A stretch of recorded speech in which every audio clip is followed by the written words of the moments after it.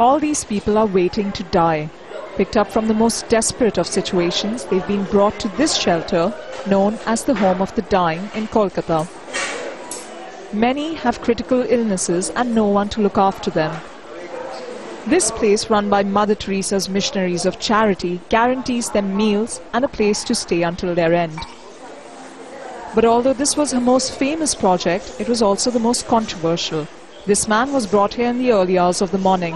He's in pain, but his condition is only treated with some oxygen. There are no doctors around to help him. You know, he get all the care here, and why we have to take him to hospital and he die on the way or he will die in the hospital. So let him die comfortably in mother's lap. However, this treatment of the sick and weak has been heavily criticized. Some suggest Mother Teresa romanticized poverty and suffering, but didn't do much to tackle it. This is Kali Ghat, the site of one of Kolkata's most holiest Hindu temples. It's also a popular place for the poor to gather and beg for alms. And it was here behind me that Mother Teresa started a home for the dying. For the thousands of Christians, Muslims and Hindus living on the streets of Kolkata, it didn't matter which faith she belonged to. For them, Mother Teresa was their saint. If the Home of the Dying is for those waiting for their end, this is a place for those who want to live. A hospital run by a group of German volunteers inspired by Mother's example.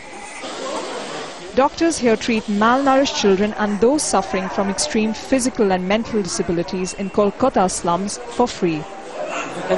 Dr. Elizabeth is popular with her patients. She says people here are treated out of love, regardless of religion.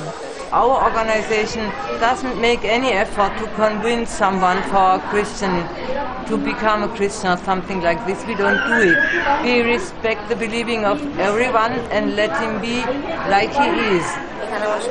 And their work is impacting lives. Mariam's 1-month-old daughter suffered painful fractures on both her legs during childbirth at home. Unable to afford treatment, she came here with Rehana.